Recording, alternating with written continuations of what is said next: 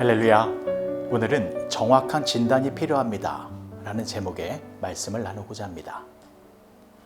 모든 사람이 죄를 범하였음에 하나님의 영광에 이르지 못하더니.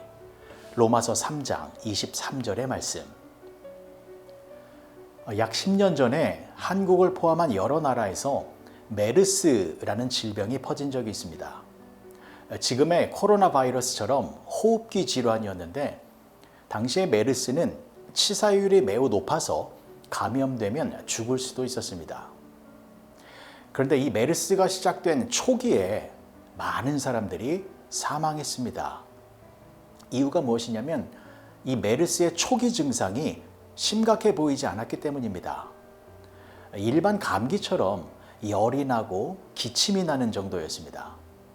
그래서 메르스에 감염되었는데도 불구하고 감기인 줄 알고 약국에서 감기약을 사 먹고 그냥 며칠 푹 쉬면 되겠지라고 생각하는 사람들이 많았는데 그것은 정확한 진단이 아니었습니다. 단지 자기 생각일 뿐이었습니다. 초기에 정확한 진단을 받아서 적절한 치료를 받았으면 생명을 구할 수 있었을 텐데 안타깝게도 그러지 못한 경우가 많이 있었다라는 것입니다. 그런데 메르스처럼 정확한 진단이 필요한 것이 또 있습니다. 그것이 바로 죄입니다. 오늘 본문의 말씀은 이러한 진단을 내리고 있습니다. 모든 사람이 죄를 범하였음에 하나님의 영광에 이르지 못하더니. 모든 사람들은 죄에 감염된 죄인이다라는 것입니다. 이것은 저와 여러분들을 포함한 모든 사람들은 죄에 감염되었기 때문에 하나님의 영광에 이르지 못하고 결국 죽게 된다라는 것입니다. 그런데 이 진단은 사실 듣기에 좋은 것은 아닙니다. 더 솔직히 말하면 기분 나쁜 진단입니다. 하지만 듣기에 기분이 나쁘다고 해도 그 진단이 정확한 진단이라면 우리에게는 꼭 필요한 것입니다. 의사 선생님이 당신은 메르스에 걸렸습니다 라고 진단을 했다면 기분 좋을 사람이 누가 있겠습니까? 그런데 나는 선생님의 진단이 기분이 나쁘기 때문에 받아들이지 않겠습니다. 나는 듣기 좋은 진단만 받아들이겠습니다 라고 말할 수는 없는 것 아니겠습니까? 의사 선생님의 진단이 듣기에는 좋지 않아도 그것이 정확한 진단이기 때문에 그 진단에 맞게 치료를 받아야 죽지 않고 살 수 있게 되는 것입니다.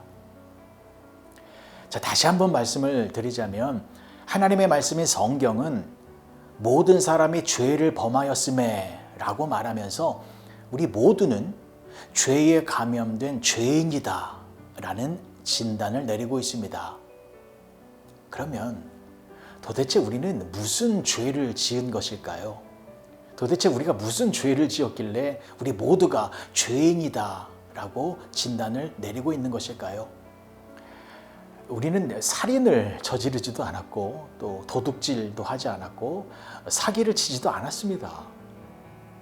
하지만 우리 모두는 죄인인 것이 맞습니다. 오늘 본문 말씀에 죄라고 하는 이 말의 헬라어 단어가 하마르티아입니다. 하마르티아 이 단어의 뜻이 뭐냐면 관역을 맞추지 못하다라는 뜻입니다. 그러니까 활을 쏜 사람의 그 활이 관역의 중심을 맞추지 못하고 빗나간 상태를 말하는 것입니다. 그러면 성경이 말하는 관역의 중심은 어디입니까? 바로 하나님의 법입니다. 이 하나님의 법에 정확하게 미치지 못하는 것이 바로 죄인 것입니다. 그래서 우리 모두는 죄인이 되는 것입니다.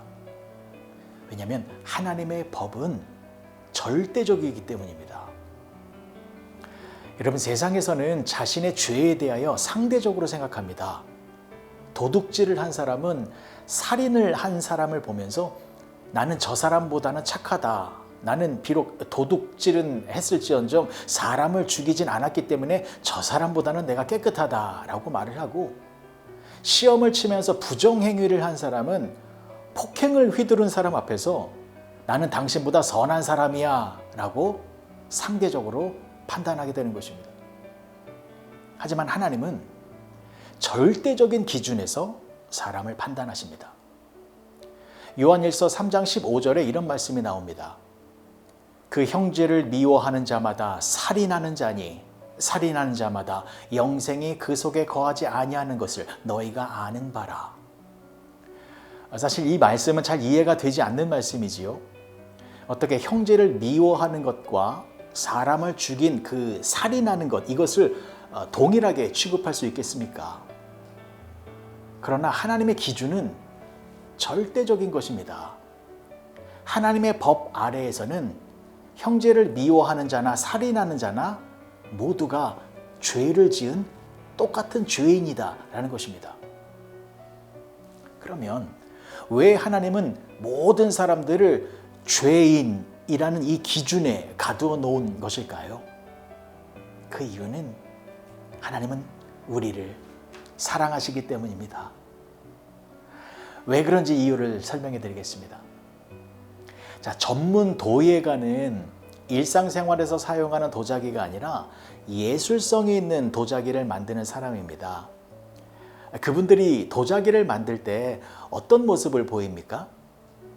우리가 보기에는 전혀 문제가 없고 흠도 없어 보이지만 그분들은 도자기를 이리저리 살펴본 후에 가차없이 땅에 던져 깨버리는 그런 모습을 우리가 종종 보게 됩니다. 왜 그렇습니까? 도예가는 절대적인 기준에서 자기가 만든 도자기를 판단하기 때문입니다. 도예가의 눈에 보통 사람들은 찾을 수 없는 작은 결점이나 흠이라도 보이면 그것은 찌그러진 도자기와 매 일반으로 여겨서 땅에 던져 깨뜨려 버리는 것입니다. 이유가 무엇입니까? 자기가 만든 도자기는 흠이 없는 가장 아름다운 도자기로 만들기 위해서입니다. 하나님도 마찬가지입니다. 하나님은 저와 여러분들을 가장 아름답게 만드시는 분이십니다. 그래서 하나님은 하나님의 그 절대적인 기준에서 우리의 작은 죄도 허용하지 아니하시는 것입니다. 우리의 모든 죄를 깨끗하게 없애주셔서 우리를 가장 완벽하게 아름다운 존재로 만들어주시는 것입니다. 때문에 모든 사람이 죄를 범하였음에 라고 하는 성경의 진단은 사랑의 진단인 것입니다. 이 진단을 받아들이고 맞습니다 하나님, 제가 죄인입니다 라고 고백해 보시기 바랍니다. 그러면 하나님께서 여러분들을 치료해 주실 것입니다. 여러분들의 모든 죄를 깨끗하게 씻어 주셔서 여러분들을 점도 없고 흠도 없는 가장 빛나고 아름다운 모습으로 만들어 주실 것입니다. 요한일서 1장 9절의 말씀입니다. 만일 우리가 우리 죄를 자백하면 그는 미쁘시고 의로우사 우리 죄를 사하시며 우리를 모든 불의에서 깨끗하게 하실 것이요. 오늘 하루 여러분들은 죄에 감염되어 있다라는 이 진단을 감사함으로 받아들이셔서 나의 죄인됨을 고백함으로 말미암아 하나님의 죄 용서의 은혜와 새롭게 하심의 은총을 충만하게 누리시는 여러분 모두가 되어지시길 주님의 이름으로 간절히 축복합니다. 기도하시겠습니다. 좋으신 아버지 하나님, 은혜를 감사합니다. 하나님은 우리가 죄인이라고 진단하셨습니다. 그것은 우리의 모든 죄를 깨끗하게 치료해 주시기 위한 사랑의 진단입니다. 그 진단을 받아들여서 내가 죄인임을 인정하는 가운데 하나님의 죄사함의 은혜로 거룩한 축복의 삶을 살아가는 우리 모두가 되게 하여 주시옵소서. 예수님의 이름으로 기도합니다. 아멘.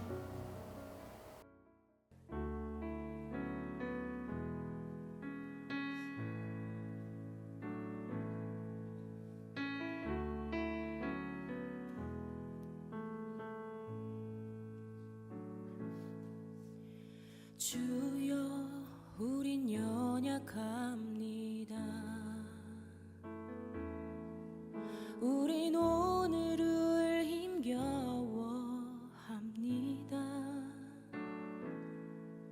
주 뜻 이루며 살기에 부족합니다.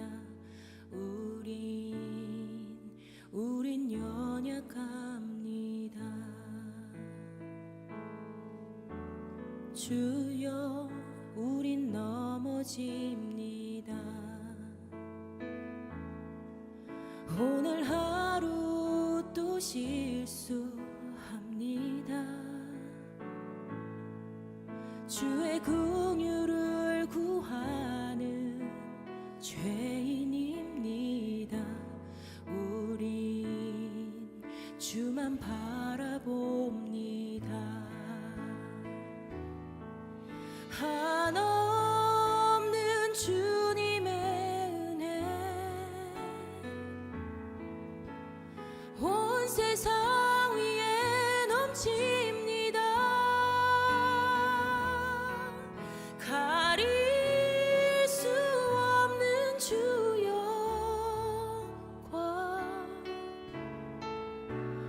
온 땅 위에 충만합니다. 주님만이 길이오니 우린 그 길 따라갑니다.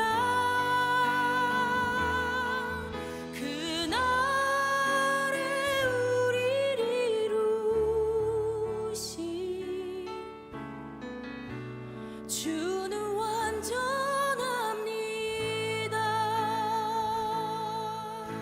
함께 고백합시다.